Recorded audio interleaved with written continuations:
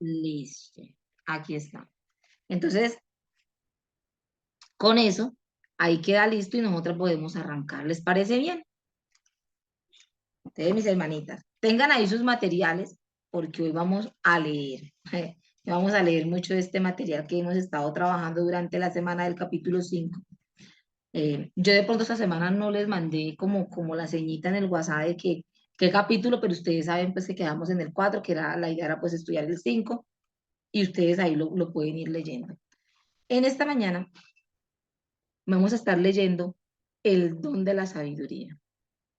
Vamos a estar estudiando acerca de este don de la sabiduría, del material que hemos estado trabajando y que el Señor nos dé hoy la sabiduría, nos dé el entendimiento para comprender un poquito lo que el Señor nos quiere dar a conocer en esta mañana, que vamos a estar leyendo y vamos a estar buscando unos textos bíblicos. Recuerden que yo siempre les digo que, y realmente yo lo comprobaba esta vez, yo decía, realmente Señor, uno aquí aprende muchísimo. Aprende mucho cuando uno saca el tiempito en la semana, realmente, porque a veces lo leo varias veces y si puedo sacar muchos apuntes y puedo sacar muchos daticos y como que le puedo sacar un poquito más de jugo. Entonces me ha parecido un muy buen material para uno tener como en la semana de estarlo mirando. Así sea que todos los días lea un poquito, o así sea que saque 20 minuticos para leer las páginas, o así sea que lo lea 2 o 3 veces a la semana, como usted lo prefiera. Siempre usted allí le va a sacar un poquito más de jugo y puede ir haciendo anotaciones, puede ir subrayando si a usted le gusta. Yo normalmente ahorita estoy usando lápiz, ¿cierto? Cosa de que después pueda borrar, entonces uso lapicito y si usted tiene preguntas o algo, ahí las puede anotar y luego tenemos el espacio para resolverlas o para que también usted pueda dar su apunte. Entonces, estamos trabajando en la página 57, que es la que vamos a ver hoy, y vamos a ver cómo se desarrolla o cómo podemos pedirle al Señor acerca del don de la sabiduría. Y empieza el título diciendo, ¿tienes suficiente temor de Dios como para no dudar de su palabra? Entonces, el primer punto que ella nos toca acerca de este tema es la visión eterna. ¿Cómo le ayuda a una mujer a desarrollarse como ayuda idónea teniendo una visión eterna? Y es muy dado que nosotras como mujeres siempre tenemos una visión muy terrenal, o sea, de aquí y ahora. Y a veces esta vida o esto aquí en la tierra termina cobrando un poco más de importancia en nuestras vidas o terminamos estando más concentradas en lo terrenal de aquí que nuestra mentalidad eterna. Entonces empieza escribiendo una carta de alguien que dice, estimada Debbie, ella pregunta, ¿cómo puedo tener un corazón alegre cuando mi marido me trata con tanta aspereza? ¿Debo fingir que es un hombre bueno en lugar de un perezoso y egoísta? Y luego dice una palabra imbécil, ¿no? Que se la pasa viendo televisión. ¿Debo simplemente permitir que me pisotee? ¿Cómo puedo tener un corazón alegre cuando lo único que siento es dolor? Y yo creo que en ese caso, quizás muchas hemos estado allí y nos hemos hecho exactamente esas mismas preguntas. ¿Cómo puedo yo tener un corazón gozoso o cómo puedo yo tener un corazón agradecido siendo que esa persona con la que yo vivo, sea su esposo o sea la familia con la que usted vive, realmente no se merecen nada? O sea, realmente, ¿cómo puedo yo tener esa actitud cuando lo único que estoy recibiendo es maltrato, cuando lo único que estoy recibiendo es, cierto, es de pronto palabras ásperas? Ella dice, él no es digno de que yo esté feliz y contenta con él. Debo fingir, debo ser hipócrita y fingir un gozo que realmente no siento. Entonces, en respuesta en la página 57 donde vamos a estar estudiando, dice, tienes dos opciones, escribe, ¿cierto? La autora del libro. Puedes dudar de Dios y decir, yo sé que Dios no espera que yo honre a este hombre cruel. O puedes decir, Dios Yo sé que tu palabra me enseña que sea una mujer que está presente para ayudar a satisfacer todos los deseos y sueños de mi marido. Haz de mí esa mujer. Entonces, como siempre, el Señor nos lleva a decidir en qué pensar. Si nos vamos a concentrar en lo que las personas que están alrededor no merecen, o si le vamos a creer a Dios, que lo que Dios dice en su palabra es la verdad. Entonces, quiero que pasemos nuevamente a la página 58. A la página 58. En la mitad de la página 58, estaremos viendo donde dice el titulito aquí, no se requiere. Y vamos a estar leyendo, dice, no se requiere un hombre bueno, ni siquiera un hombre salvo, para que una mujer tenga un matrimonio divino. Y esta palabra divino, recuerden, que ya no está hablando de un matrimonio como hermoso, ¿cierto? Un matrimonio, no. Ella está hablando de un matrimonio con dimensiones divinas, un matrimonio conforme a la voluntad de Dios, un matrimonio conforme a los propósitos de Dios. A eso es lo que ella se refiere. Entonces dice que normalmente nosotras llegamos a pensar que nosotras necesitamos, ¿cierto? Que aquella persona cambie o que sea diferente para que entonces el matrimonio pueda ser un matrimonio conforme a la voluntad de Dios y pueda ser un matrimonio de dimensiones divinas. ¿Cómo se logra? Ok, que él cambie, que la persona que está conmigo mejore, que mi hogar cambie, que la familia con la que vivo mejore y sean diferentes. Entonces nos enfocamos ahí y pensamos que esa es la solución, pero aquí dice que de eso no se requiere. Entonces, ¿qué más sigue diciendo? Dice, pero sí se requiere una mujer dispuesta a hacer ayuda idónea, una ayudante adecuada. Si contemplas a tu marido y no puedes encontrar ninguna razón para querer ayudarle, y conozco algunas de ustedes que están casadas con esa clase de hombres, entonces vuelve la mirada hacia Cristo y recuerda que fue Él quien te hizo para que fueras ayuda idónea. Sirves a Cristo mediante el servicio a tu marido, sea que tu marido lo merezca o no. Entonces, una de las cosas que a veces más nos impide obedecer es que nos concentramos en el merecer. Entonces, lo hago si el que está allí lo merece, pero como no, para mi sentido, él no lo merece, porque su conducta me está diciendo que no lo merece, entonces creo que ese es mi aval para no obedecer.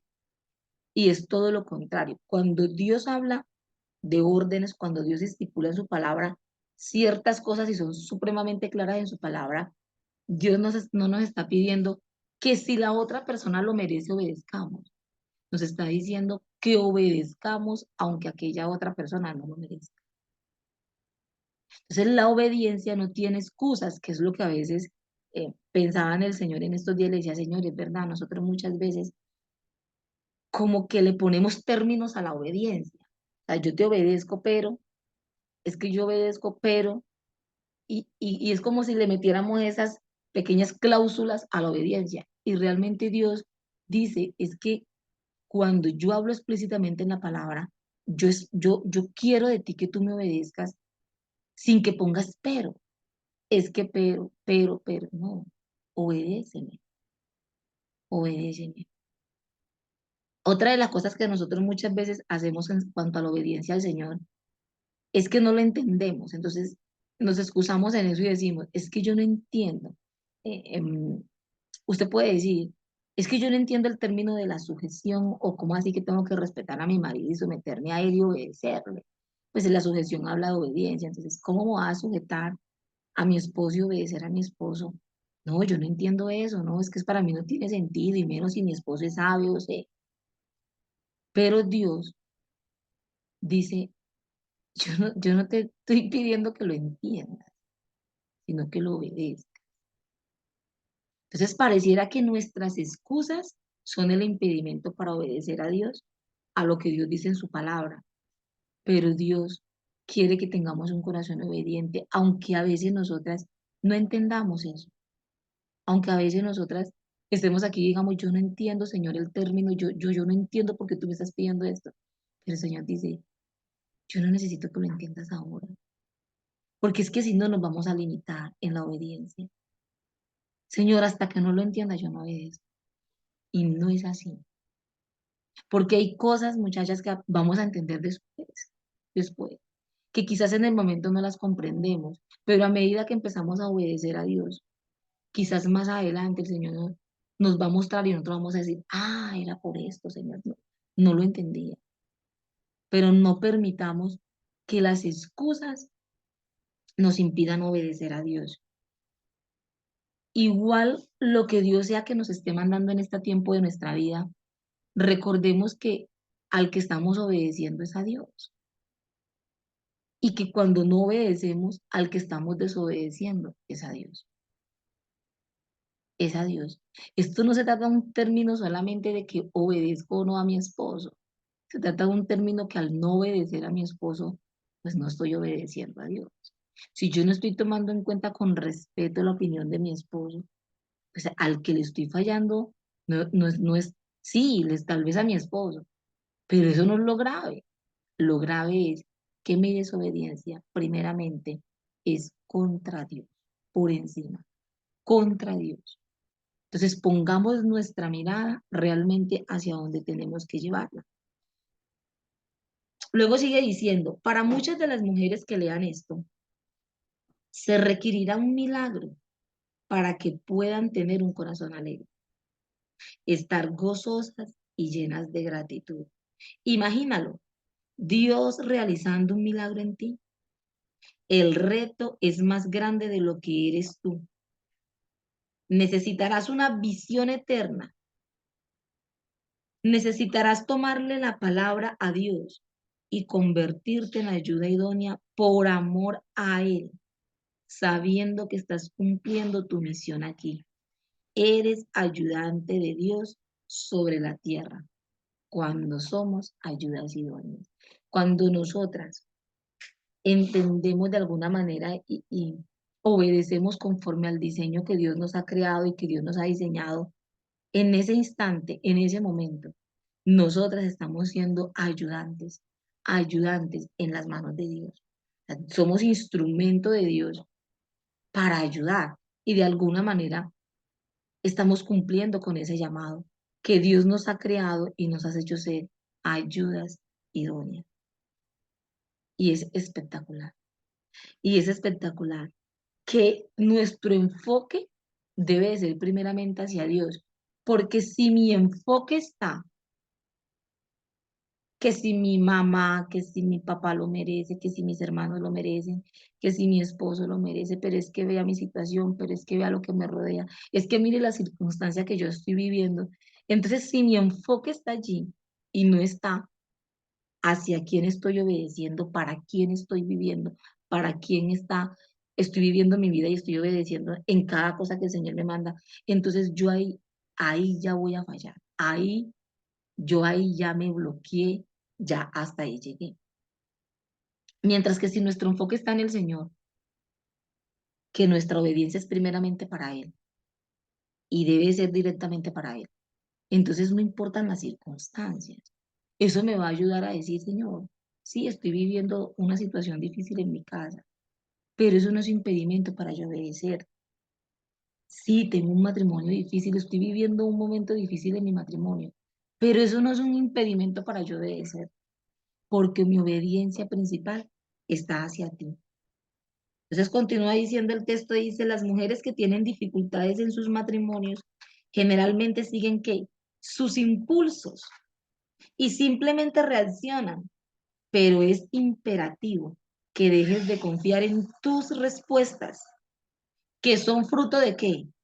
De tus heridas. Ese es el problema, que muchas veces muchas de esas respuestas son fruto de nuestras heridas o el consejo que recibes del mundo, porque en la actualidad los medios de comunicación presentan una cosmovisión que en el mejor de los casos está distorsionada. Y eso es una realidad.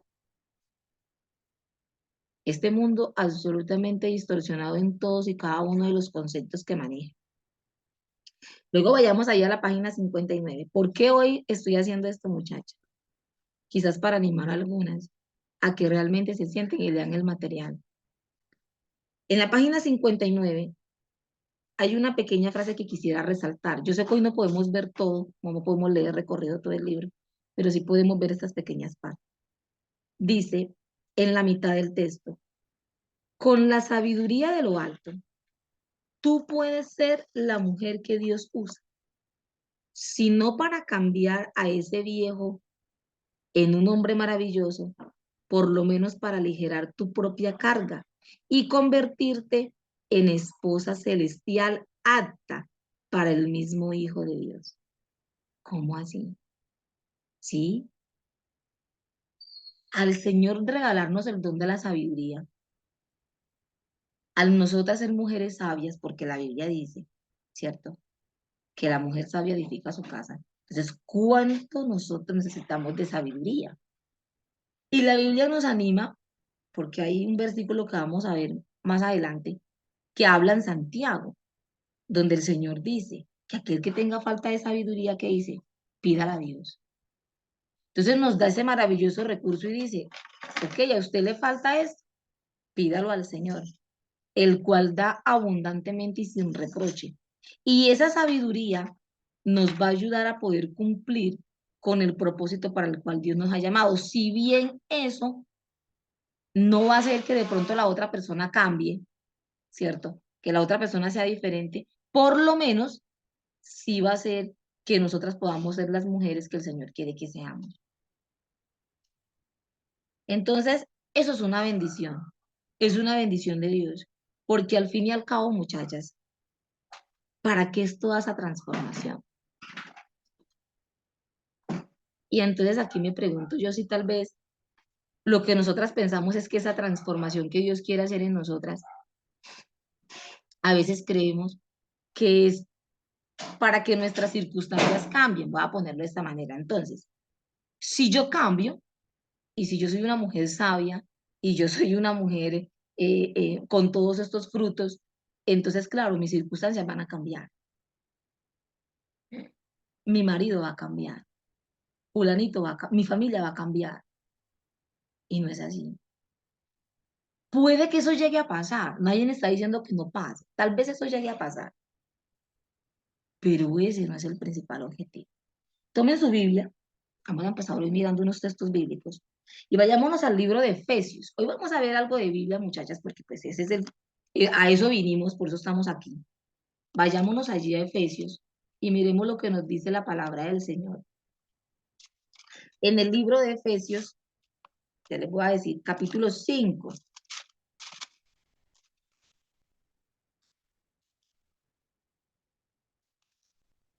Capítulo 5, versículo desde el 26, miremos lo que el Señor nos dice. Ok, voy a leerlo desde el 25. Dice, maridos, amad a vuestras mujeres, así como Cristo amó a la iglesia y se entregó a sí mismo por ella. Se sacrificó. ¿Para qué? Entonces aquí nos habla del por qué fue que Cristo se sacrificó por la iglesia. No fue porque sí, no tiene un propósito.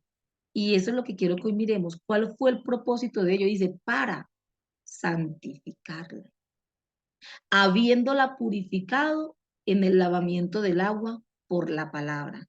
¿Con qué propósito? ¿Con qué fin? ¿Con qué determinación? ¿Para qué? ¿Para qué? A fin de presentársela a sí mismo, una iglesia gloriosa, que no tuviese mancha, ni arruga, ni cosa semejante, sino que fuese santa y sin mancha. Entonces, imagínese usted que el Señor está haciendo una obra preciosa, porque un día usted y yo nos vamos a encontrar con Él. Imagínese ese encuentro. Un día usted y yo nos vamos a encontrar cara a cara con nuestro Salvador. Y en esta tierra hoy, entonces Él te está embelleciendo y me está embelleciendo. Está haciéndome hermosa. Imagínese eso. Te está haciendo hermosa. Te está haciendo santa, limpia, sin arruga, sin mancha, para un día verlo a Él y presentarnos preciosas delante de Él. Y eso, yo no sé si te impacta, pero mi corazón se conmovía al pensar eso.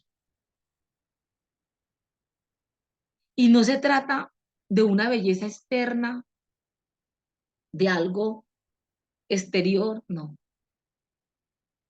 Nos está haciendo hermosas, hermosas interiormente en nuestra alma, en el espíritu, para luego tener un encuentro extraordinario con Él. Y yo no sé si usted se imagina ese día, yo digo, Señor, eso debe ser algo impactante, verte cara a cara, tenerte ahí y verte así.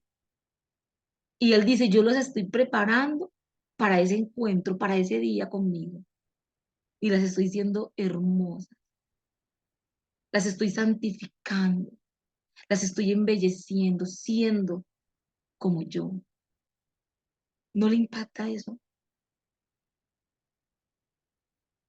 Que esa transformación tiene un peso mucho más grande que las circunstancias, que ese peso de transformación en nuestra vida, que dice la Biblia que el que empezó la buena obra la perfecciona y que tiene un peso mucho más elevado a que nuestros familiares cambien, los que están alrededor, y que mi esposo cambie, y que mis hijos cambien, y que esto se me quite, y que aquello se me vaya, y que esta circunstancia tiene un peso mayor. Y yo creo, muchachas, que si nuestros ojos se enfocaran en eso eterno, en eso precioso que Él tiene para nosotros, yo creo que sería diferente. Yo creo que veríamos ese trabajar del Señor en nuestra vida diferente, diferente. Y que el Señor nos ayude para que así sea. Avancemos ahí en sus libros, en el último párrafo de la página 59, estamos viendo algo que sucede aquí. ¿Qué es lo que va a hablar? Ok, ¿qué dice la Biblia? Pero también nos va a mostrar cómo Satanás es tan hábil para meter 98% de verdad y 2% de mentira. Y usted va a decir, bueno, pero un 98 a 2%, pues, ¿qué efecto puede tener? Mucho. Porque un poquito de levadura leuda toda la masa, toda. La Biblia dice, un poquito de mentira metida en una gran verdad, la daña por completo, la distorsiona por completo. Satanás sabe eso, Satanás lo tiene muy claro. Y de esa manera trabaja muchas veces en nuestra vida. Vamos a ver un ejemplo claro en el material y por eso quería que hoy hiciéramos más bien lectura, porque me pareció que era muy importante que viéramos esto.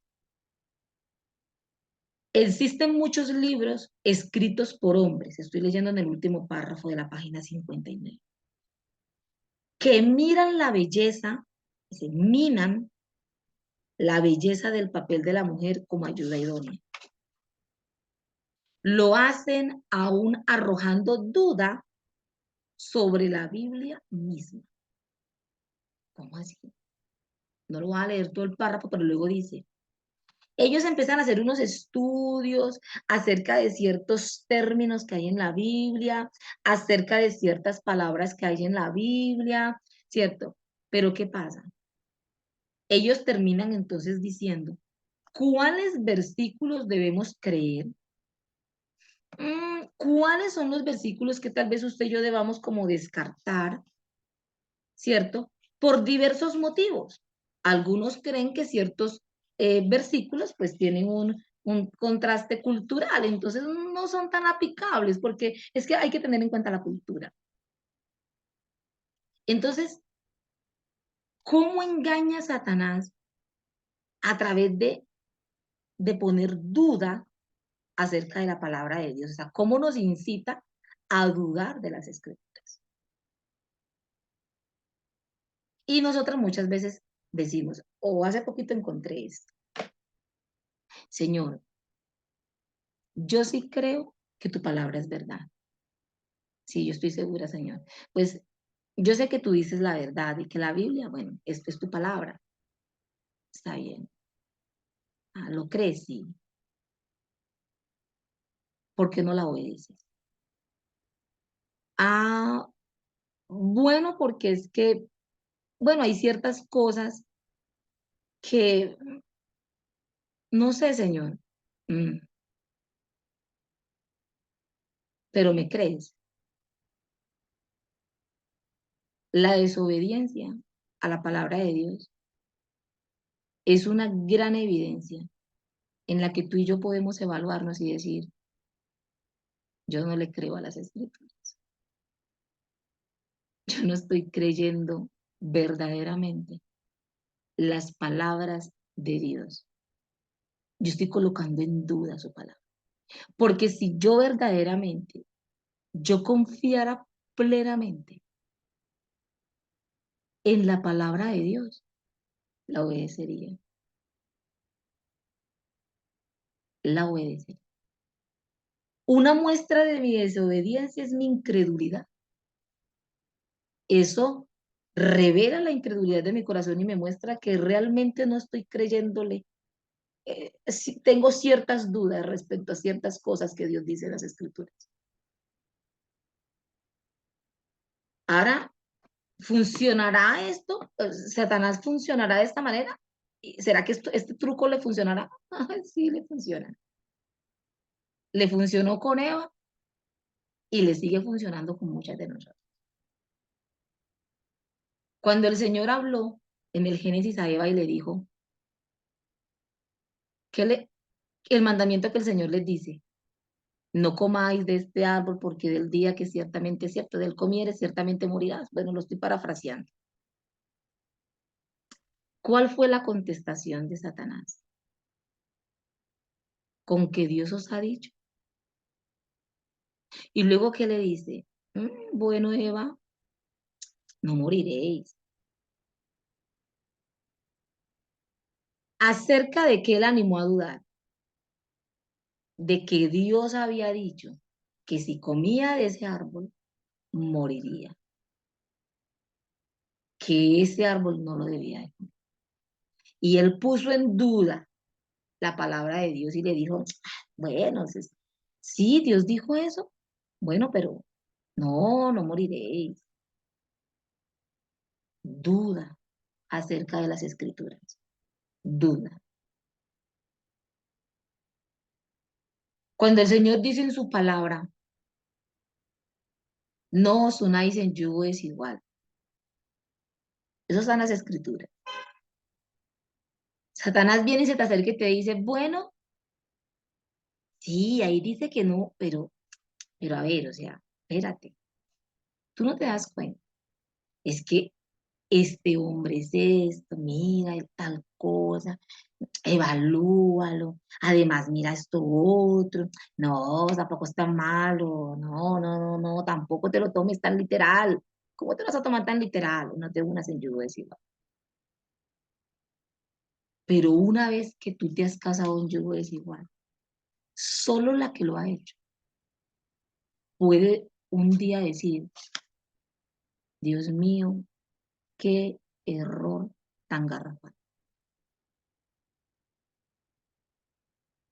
Entonces usted va a decir, pero bueno, pero es que la Biblia lo decía. Sí, ella lo sabía, la Biblia lo decía, pero no lo creía. Dudaba de que si eso que decía ahí era verdad.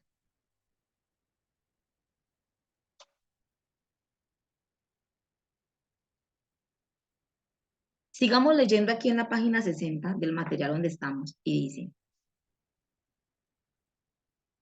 pero sí tengo una solución, dice.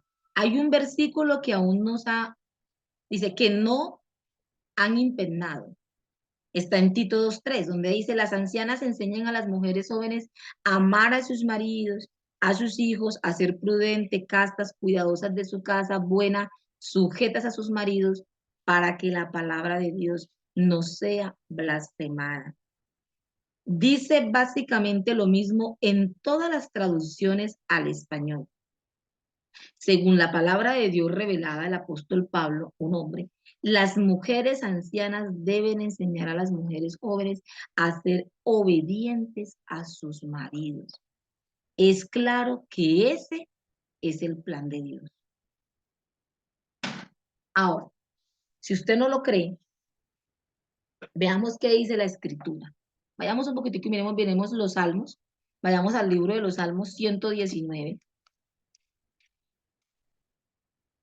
y veamos un poquito. Salmo 119.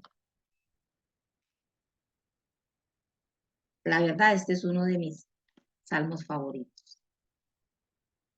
Versículo 160. ¿Qué dice la palabra del Señor? Si alguna lo puede leer, por favor le agradecería.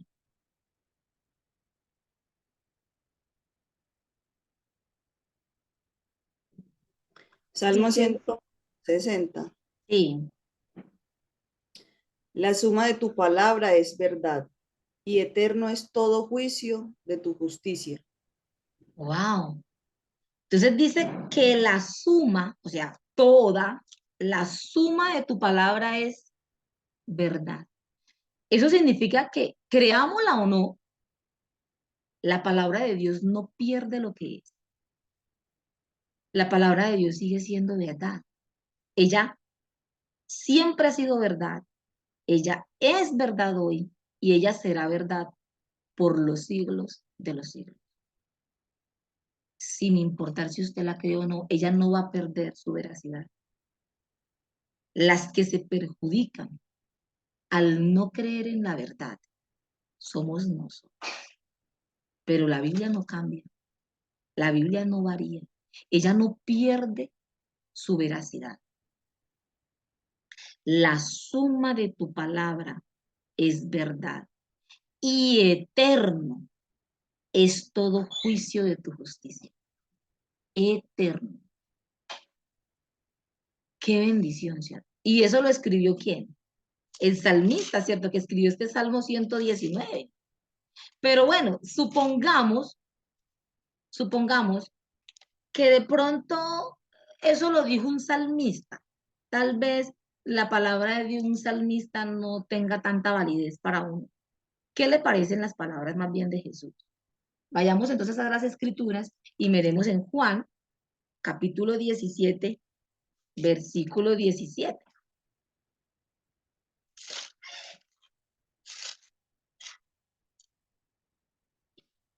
17 y dice, ¿qué dice?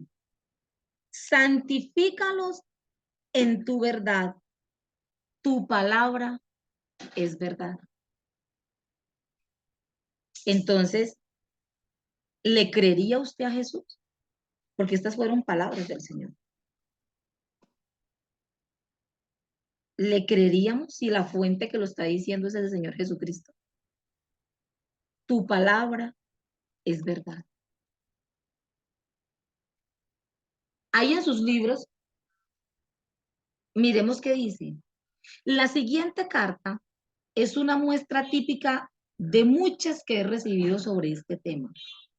Alguien está tratando de convencer, dice, tratando de convencer a esta mujer, la que le escribió la carta, para que acepte sus opiniones respecto a la palabra de Dios y quiere obstruir el camino que la conduce a la fuente de agua que produce matrimonios divinos. Entonces la muchacha le escribe una carta y le dice, estimada Per, le estoy pidiendo que me ayude a investigar algo. Y espero que consulte muchas obras, o sea, que usted al yo decirle esto, pues consulte con muchos libros al respecto. Al parecer, ella lo hizo. Y que haga como los debería en Hechos 17:11.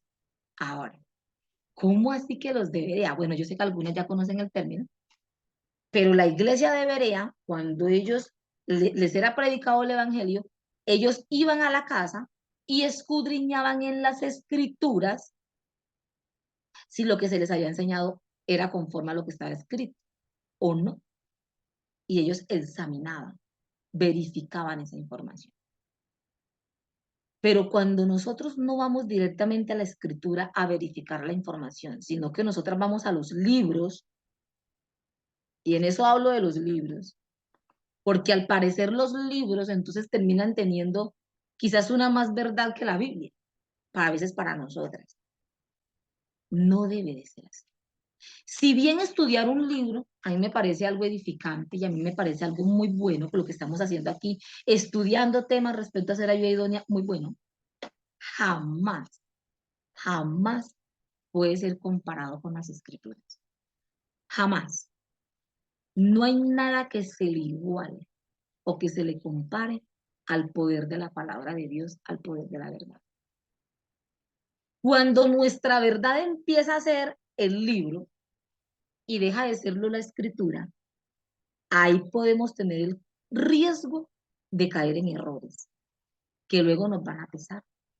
Mire la preocupación de esta mujer. Dice, yo fui criada en el catolicismo y siempre servían vino en la misa. Ella le está colocando un ejemplo. Ya como adulta, me uní a la iglesia cristiana y me extrañó que ellos usaran jugo de uva. Finalmente alguien me explicó que la escritura dice vino, pero que se refiere a una bebida hecha con uva. O sea, hubo una persona que intervino y le explicó el término, obviamente de una manera que ya lo pudiera entender mejor. Esto me llevó a comprender que un tema que ha agobiado mi corazón por muchos años debe ser abordado de la misma manera. He sido profundamente bendecida por mujeres que hablan desde el púlpito. Entonces ella le está refiriendo que ella ha sido grandemente bendecida por mujeres que están en el ministerio y que han tenido estos ministerios desde el púlpito. Quiere decir, mujeres que tienen liderazgo dentro de la iglesia. Entonces vienen y dice aquí, no entiendo cómo podría Dios moverse tan profundamente por medio de mujeres que no estuvieran en conformidad con su voluntad.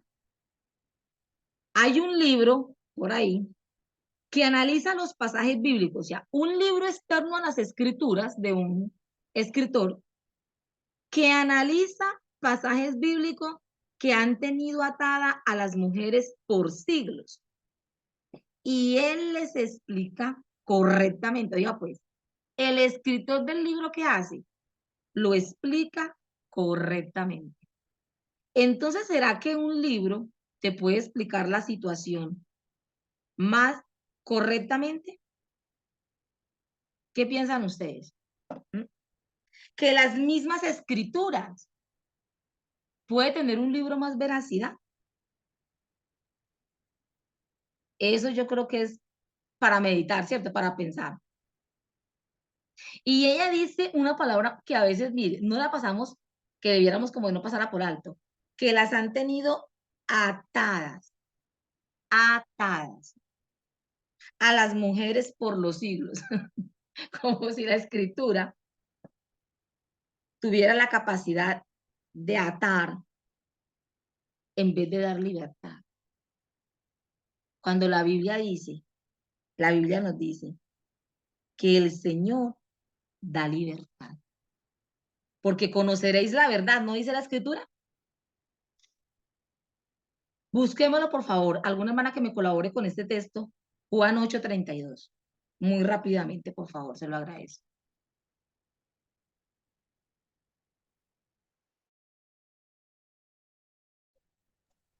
Buenos días, mi Lore Juan. Buenos días, mi Andre, ¿cómo estás? Muy bien, gracias a Dios. Mi Lore Juan 8:32. Y conoceréis la verdad, y la verdad os hará libres.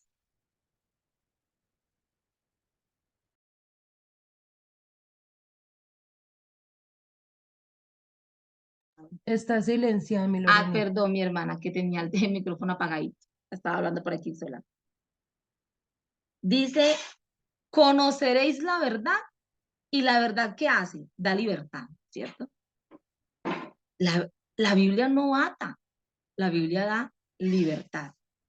Entonces ella vuelve, nuevamente viene y dice aquí, dice, demuestra que en los idiomas originales solo existe una palabra para mujer, ninguna palabra para esposa y una para hombre, lo cual ayudaría a explicar por qué los pasajes que se refieren a que la mujer obedezca y no enseñe a su, dice, y no enseñe a su marido han sido incorrectamente traducidos e incorrectamente recibidos.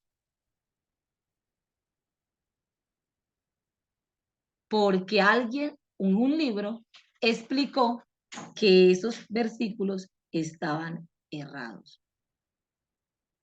Tremendo, ¿cierto? Tremendo.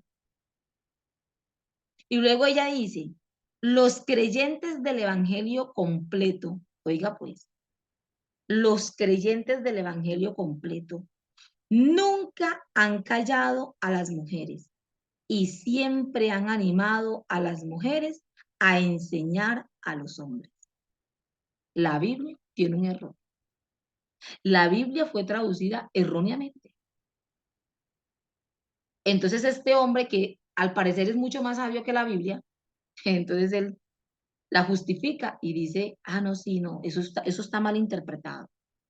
Qué fácil, qué fácil.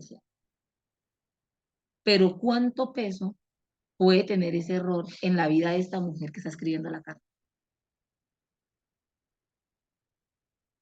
¿Cuánto daño ha causado a esta mujer que está escribiendo la carta? Ella se llama Cristina.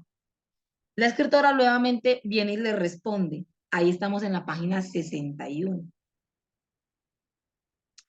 Si tratabas de convencerme de la verdad de tu postura, diciéndome que los del Evangelio completo, oiga pues, animan a las mujeres a asumir puestos de liderazgo, no cabe duda que escogiste el argumento equivocado. Y esto no es equivocación, porque la escritora lo escribe. Es equivocación, porque la Biblia lo reitera. Miremos, veamos a Timoteo. Timoteo, capítulo, segunda de Timoteo. Vamos a la segunda carta de Timoteo, ahí en los Evangelios.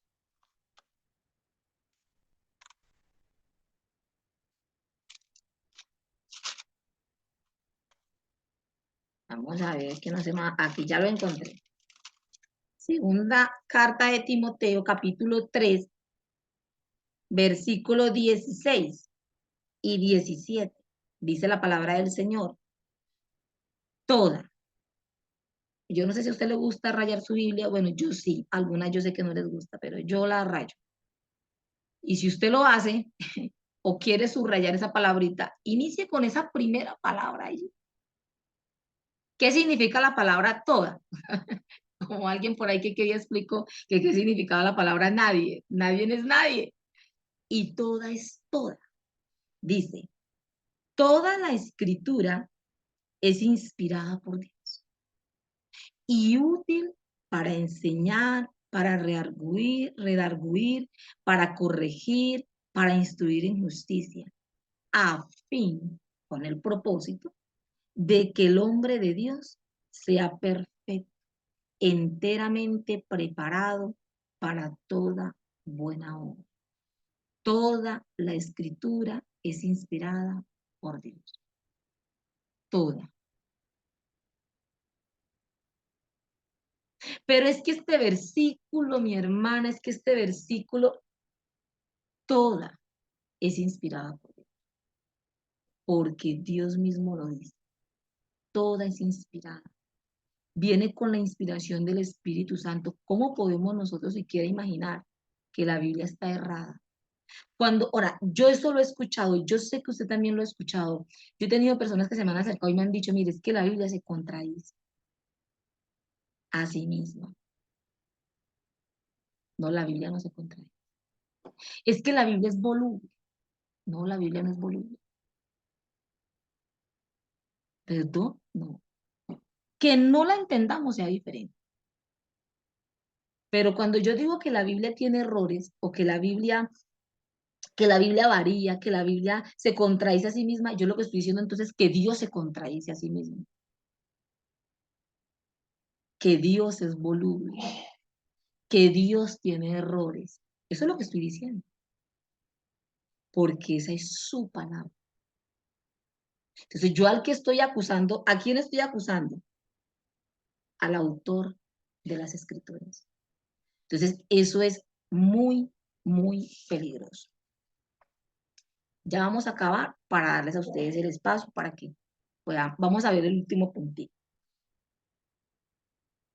Vayámonos a la página 62 de sus libros para que avancemos aquí. Voy a acabar con este punto. Dice, observarás la gran cantidad de pasajes bíblicos que presentamos que hablan de la voluntad de Dios para la mujer. No he tenido que redefinir, ni retraducir, ni reordenar, ni negar las palabras tal como han sido registradas. Creo que Dios ha dado y preservado sus palabras de tal manera que la mujer común pueda saber lo que Él quiso decir, sin tener que recurrir a un hombre que pretende ser más inteligente que la palabra de Dios. Si las palabras de Dios son tan engañosas y difíciles de traducir dice, que las 15 traducciones que tengo o las 4 versiones griegas que tiene mi marido, que todas coinciden en estos versículos, no son capaces de expresar la verdad acerca de la mujer, entonces Él no es el Dios a quien yo he adorado todos estos años. Pregunta, ahí está aquí, pregunta. ¿Por qué había de Dios permitir que su palabra fueran engañosas, enseñando exactamente lo contrario de lo que es su voluntad? ¿Cómo es posible que durante más de 1900 años todas las instrucciones en griego, en siriaco, en copto, en alemán, en francés, en español, en inglés y en otros 200 idiomas los hayan traducido mal? ¿Quieres hacerme creer que solo en estas últimas décadas, conforme el mundo se inclina hacia la filosofía de la liberación femenina, súbitamente unos cuantos predicadores que estudiaron griego en la universidad por 3 años pueden descubrir que después de todo el mundo tenía razón? ¿Tú crees que la Biblia se ha estado enseñando incorrectamente desde que fue escrita y que todos los cristianos durante los primeros 19 siglos están viviendo en un error? ¿Tiene eso sentido? ¿Cierto que no tiene sentido? No tiene sentido. Pero ¿por qué hoy la enseñanza se enfoca tanto en quizás decirle a la mujer lo que la mujer quiere oír? Yo creo un poco en ese otro punto de la página 63, donde dice, existe una razón por la cual esas personas buscan agradar a la mujer de hoy. 9 de cada 10 donaciones recibidas en estos ministerios, ¿quién las hace? Y 9 de cada 10 compras de libros y cassettes lo hacen mujeres. La mujer que no puede estar cerca de su marido tiende a desarrollar una intimidad espiritual absorbente con líderes espirituales, sean hombres o sean mujeres. Ahí nomás nos damos cuenta cómo el feminismo, cómo la mentira del feminismo, Satanás muy sutilmente la va introduciendo, ¿cierto? En la vida de las mujeres. Ella termina escribiendo, contestándole a esta mujer en el último párrafo de la página 63, donde dice, me estás pidiendo que adopte una filosofía que no solo es contraria a la Biblia, sino que ha destruido incontables hogares. Tiene bajo tratamiento antidepresivo a los hombres y los ha impulsado hacia la pornografía.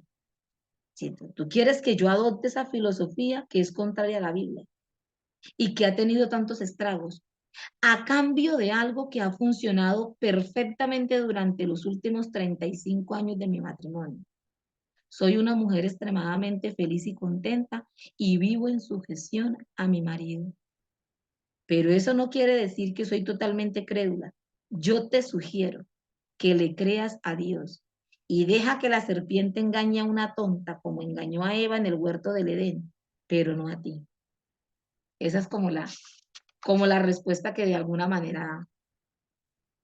Nuevamente pasemos a la página 64 del libro y vamos a ver esos versículos que están aquí. El diseño de Dios para el matrimonio. Efesios 5, 22 al 24 que está aquí en esta página 64 dice: las casadas estén sujetas a sus propios maridos como al Señor, porque el marido es cabeza de la mujer, así como Cristo es cabeza de la iglesia, la cual es su cuerpo, y Él es su Salvador. Así que, como la iglesia está sujeta a Cristo, así también las casadas lo estén a sus maridos en todo. Eso es una sugerencia de Pablo. Eso es algo que tal vez la mujer deba tener en cuenta, o aquí está dando un mandato. Es un imperativo, es un mandato. Esto no es que si lo entiendo, si me parece, si lo siento, es que no siento el someterme. Se lo dice una que batalló con esto mucho tiempo. Es un imperativo, es una orden del Señor. Asimismo, las esposas, las casadas, estén sujetas a sus maridos en todo. Luego Colosenses 3:18 dice: casadas, están sujetas a vuestros maridos como conviene en el Señor. Pero quiero que sepáis que Cristo es la cabeza de todo varón y el varón es la cabeza de la mujer y Dios la cabeza de Cristo. 1 Corintios 13:3. Entonces nos explica 3 puntos importantes. El primero, Dios manda a la esposa que se someta a su propio marido. Segundo, Dios informa al varón que él es la cabeza de la esposa. Tercero, Dios le dice a la esposa que se sujete a su marido en todo, en cada decisión, en cada paso, en cada plan, en cada asunto cotidiano. Entonces, ¿qué deberíamos de hacer? En la página 64 donde estamos leyendo, vamos a leer aparte de lo que dice allí, dice: habrá momentos en tu matrimonio en los que se requerirá fe y sabiduría para creer que Dios es bueno, que Él es amable y que Él es justo cuando manda que te sometas a tu marido en todo. Observa que lo que Dios ordena a la mujer no depende de que Él esté amando a su esposa como Cristo amó a la iglesia. Si así fue, si el requisito, a ponerlo así, si el requisito para la sujeción o para la obediencia en el matrimonio sugiere que el requisito principal es que el esposo ame a la esposa como Cristo amó a la iglesia, entonces lo responde de esta manera: no existe un marido en la tierra que sea digno de la sumisión o que sea digno de la reverencia de su esposa. Si el requisito fuera eso, es que él debe de amarme como Cristo ama a la iglesia para yo poder sujetarlo, para yo poder obedecerlo, para yo poder respetarlo. Y si él no me ama, como Dios dice, yo no tengo por qué someterme. Si él no cumple, ¿yo por qué tengo que cumplir? Ah, ¿cierto? Esa puede ser una muy buena excusa, pero la Biblia no nos da ese requisito, no nos dice eso. Porque si así fuera, entonces ningún hombre es digno de sumisión y de respeto, porque no hay hombre en el planeta Tierra que ame a su esposa en la misma perfección en la que Cristo amó a la iglesia. Los hombres fallan en el área de amar a sus esposas como Cristo amó a la iglesia. No pueden hacerlo, somos pecadores. Y quizás nosotros tampoco podamos cumplir a la perfección, pero eso no es justificación para nosotras decir que no podemos obedecer, honrar o sujetarnos a nuestros esposos, porque no hay requisito, no hay una cláusula que me dice por si esto no lo puedo hacer. Pasemos por último, muchachas, para que vayamos cerrando, la página 66 de sus materiales del libro. Y ahí sí, nos vamos a ir al versículo clave. Santiago 1:5. Y busquémoslo en las escrituras para que busquemos esa evidencia de las mismas escrituras y no estemos como que en el libro está escrito. Vayámonos allí a Santiago 1.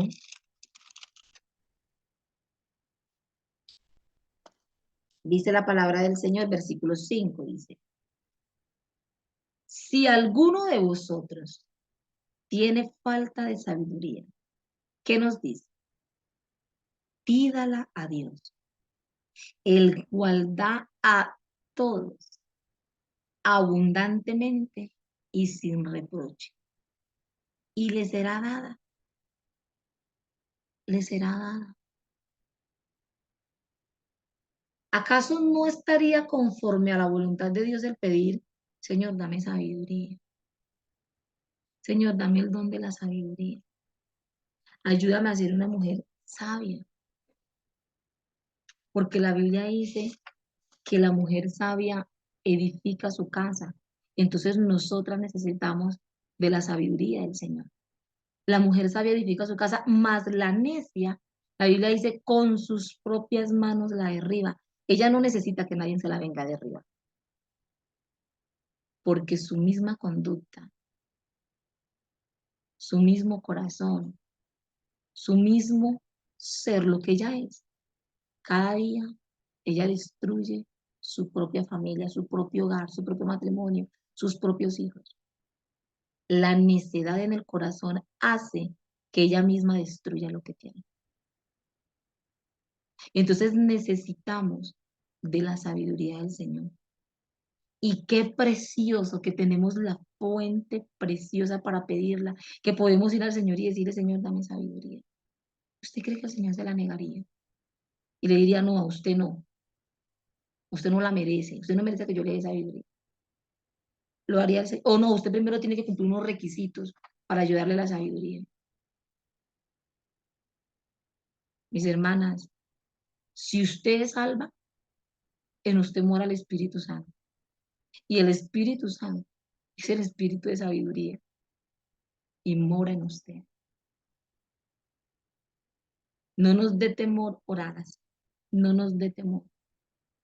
No nos dé temor decirle al Señor, escudriña mi corazón. Muchachas, no les dé temor. Yo sé que hacer esa oración da miedo. Yo sé, y muchas veces he hablado con mujer y me dice, ay no, yo esa oración, Señor, escudriña mi corazón, muéstrame lo que hay. A mí me da pavor orar así. A mí me da miedo. No, a mí también me daba miedo. Pero cuando nosotras entendemos que nuestro corazón está en las mejores, en las manos más extraordinarias, en las manos más preciosas, en las manos cariñosas que cantamos allá los domingos, que nuestro corazón está en las propias manos de nuestro Señor. A nosotros nos da temor de decirle, Señor, muéstrame lo que hay en mi corazón. Señor, por favor, haz evidente, Señor, evidente. Yo le digo al Señor, haz evidente lo que haya en mi corazón que estorbe tu presencia. Aquello que me está impidiendo ser la mujer que tú quieres que yo sea. No la mujer que mi vecino quiere que sea, no la mujer que mis hijos quieren que sea, no la mujer que el mundo quiere que sea, no la mujer que las personas que están alrededor quieren que sea, o las mujeres que mis amigas quieren que sea. La mujer que Dios quiere que yo sea. Ese es el objetivo principal. En la página 67 había un taller para reflexionar que lo hemos estado laborando todos estos días cada una. Y hay unas preguntas. ¿Cuál es la clave para entender nuestro papel como esposas? Creerle, creerle a Dios en lo que dice al respecto, ¿cierto? Bueno, esa fue mi respuesta. ¿Dónde se encuentra la paz y el gozo? Cuando sabes que estás en el lugar para el que fuiste creada. Si tu marido no te ama, ¿eso te libera de tu responsabilidad o impides que cumplas con tu rol? No, ¿cierto? ¿Cuál es el don que Dios da que te ayudará en su propósito? El don de la sabiduría. Escribe 3 palabras que forman parte del diseño para la ayuda idónea, que forman parte de ese diseño. Yo coloqué la sujeción, la obediencia y el respeto. ¿Qué puedes hacer tú para conocer mejor a Dios y desarrollar interés por las cosas que le interesen a Él? Tener una visión eterna. Última pregunta. ¿Estás decidida a establecer un matrimonio según Dios? Esa respuesta, muchacha, sí es personal. Cada una tuvo que haber respondido conforme a lo que estuvo mirando. Les animo para que oremos. Buen Dios y Padre, te damos gracias en esta mañana. Señor, por este buen tiempo que nos has concedido. Gracias por tu palabra. Gracias por tu mensaje.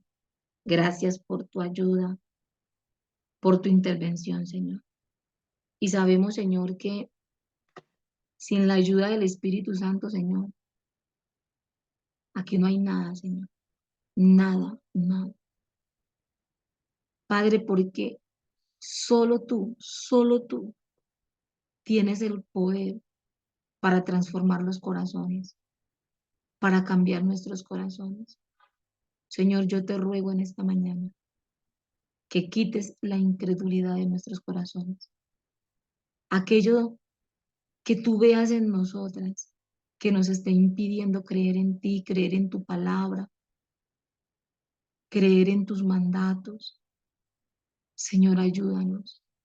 Ayúdanos, Señor, a limpiar nuestro corazón de tantas mentiras que están arraigadas en él.